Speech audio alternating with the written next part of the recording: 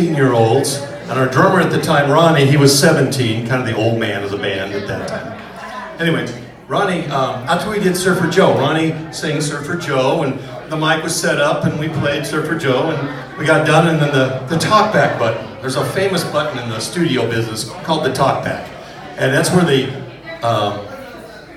producer only says things that he wants to say to you directly. Now, he takes off the talkback and cusses and swears, and he gets back on and says, how nice that was, right? Anyway, Paul Buff and Dale Smallin were pushing on the talkback button and goes, boys, I mean, we're only 16, 15 years old, and he goes, boys, I mean, he was probably 35, and he goes, you need a second song for your 45.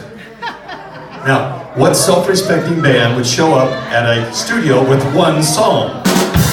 That's all we had. And they said, okay, what you can do is you can say, put Surfer Joe on both sides of the 45. And they did things like that back then. I said, no, we want to write our own song. So Ron Wilson, the drummer, starts playing this cadence, and it sounds awesome. I go, wow, that's cool. And I'm thinking, well, Ronnie loved Sandy Nelson, who was a rock drummer, who would play whole songs without any instruments at all, just him. I said, well, I better put some chords to this and a melody and make it a song, or it'll be a drum solo.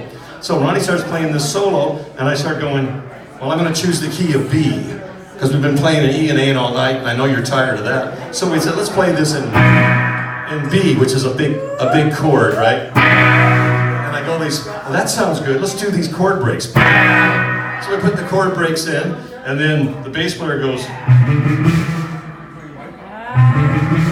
and Jim Fuller goes, he starts picking up on the melody, and we start going, well, that's pretty cool, let's put that in the song. So we started playing it, we played it one time, and he says, well, let's do it one more time, just for good measure. So we played it one more time, and he goes, well, maybe one more. So we played it one more time. And so we're on a reel-to-reel quarter-inch tape going around, and he goes, we got it. Then he goes, well, what are you boys going to call this song? So the guitar player, Jim Fuller, pulls out a switchblade that he'd gotten in Tijuana the weekend before, and he clicks it over the microphone. Now, the click sounds like click, and Paul Buff goes, they don't get it. You got to have something bigger. So the next step is my dad goes out into the alley behind this old store, brings in a cement-soaked piece of plywood. Pat Conley, the bass player, broke it over the microphone and said, that's a big sound. It sounds like a bustin' surfboard. Because we were all surfers, and we said, well, there's already a song called Bustin' Surfboards. We didn't play it tonight, but it was a hit song in LA.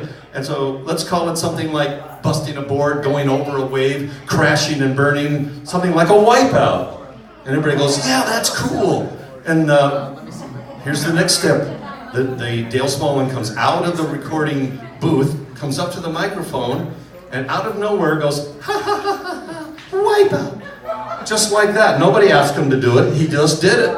And we put the crack, that laugh. Now this is in December of 1962, okay?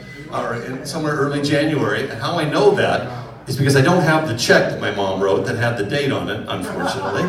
But I knew that it was before my 16th birthday because I had a learner's permit at 15 and a half. And my dad had to drive with me in the car or we couldn't have got to the session. So anyway, I knew that I was under 16, and so we were all 15. So anyway, 2 weeks later, we've got a 45. So we're talking January, February, and the manager comes to it and says, boys, what do you want to do with this 45? And I said, well, I want it on the radio.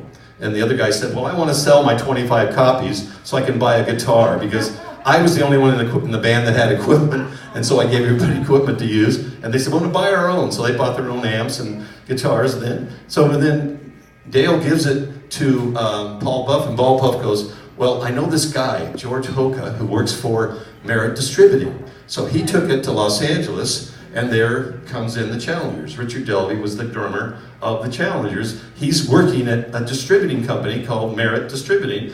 He brings in the record, he plays Surfer Joe, and he says, well, I like the other side better. He played Wipeout.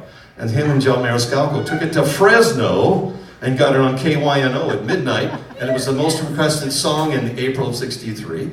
Comes back to LA, and then went out to San Bernardino and did the same thing at KFXM. So here's a song that just sort of naturally bubbled up. And by June of '63, it was #1 in LA. And then in September, it was #1 around the world. So pretty happy with that. So, you know, it's one of those things where it's kind of like a domino. Everything lined up for Wipeout. And it's been a song that people have played and have loved. And every band member has come up to me tonight and says, I play Wipeout too, because everybody wants to hear it. So I thought we would do is play the original Wipeout by the Safaris for you tonight. And we're going to start it out with a little cue, because this is what the laugh sounded like. Wipeout!